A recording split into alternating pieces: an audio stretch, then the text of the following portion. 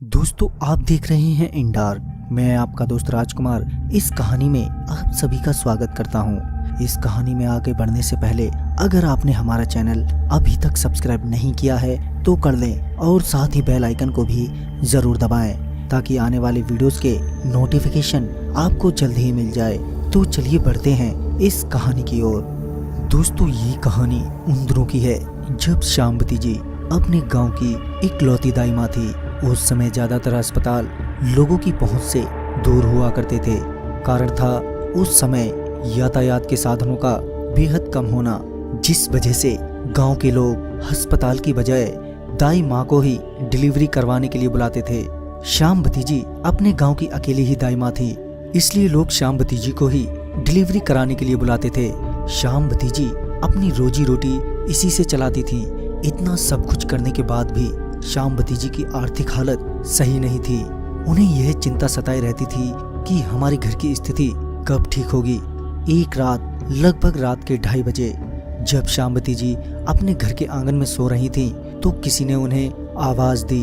आवाज सुनते ही श्यामवती जी की आंख खुल जाती है। आंख खुलते ही श्यामवती जी ने देखा कि उनके सामने एक आदमी खड़ा था जो कि उनके गांव का नहीं लग रहा था।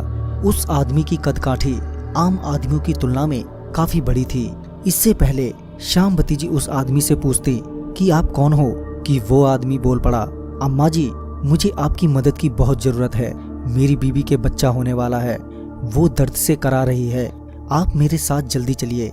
इस पर श्यामवती जी पूछती हैं, कहाँ चलना है, कहाँ है तुम्हारी बीबी?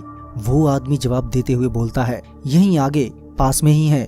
और श्यामवती जी चलने के लिए तैयार हो जाती हैं।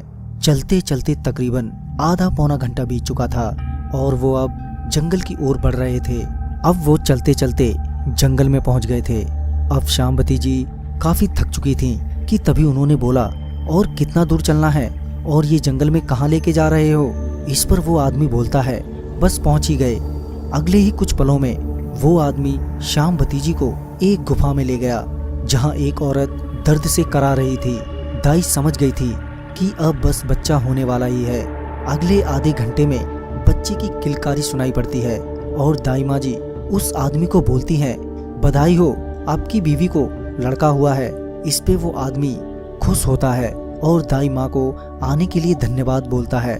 खुशी के तौर पर वो आदमी श्यामवती जी को इनाम में कोयला देता है और साथ ही कहता है कि इन कोयले के टुकड़ों को घर जाके किसी अच्छी जगह पर रख देना। श्यामवती जी उदास मन से वो कोयला लेकर अपने घर की ओर निकल जाती हैं। रास्ते भर में वो अपनी बुरी किस्मत को कोसती रहीं कि इतना कुछ करने के बाद भी मिला तो मिला क्या, कोयला। बेमन से वो कोयला घर ला रही थी। उसमें से काफी कोयले गिरते हुए आ रहे थे और जब वो घर पहुंची तो श्यामवती जी के पास थोड़े ही कोयले बचे थे। वो उन बचे हुए कोयलों को ओखली में रख देती हैं और जाकर सो जाती हैं। जब श्यामवती जी सो रही होती हैं तो उनकी अचानक से आंख खुल जाती है और देखती है कि वो आदमी और उसकी बीवी अपने हाथ में बच्चा लिए खड़ी हैं। कि तभी वो आदमी बोलता है, आपका बहुत बहुत धन्यवाद, आपने हमारी बुरे वक्त में हमारी मदद की। और साथ ही कहता है कि हम इंसान नहीं बल्कि जिन्न हैं, अगर आपको कभी भी हमारी जरूरत पड़े तो हमें याद कर लेना। यह कहकर वो आदमी और उसकी बीवी वहाँ से गायब हो जाते हैं। जब श्यामवती जी सुबह उठती हैं तो वो उस ओखली में रखे कोयले को देखती हैं जो कि अब सोना बन चुका था।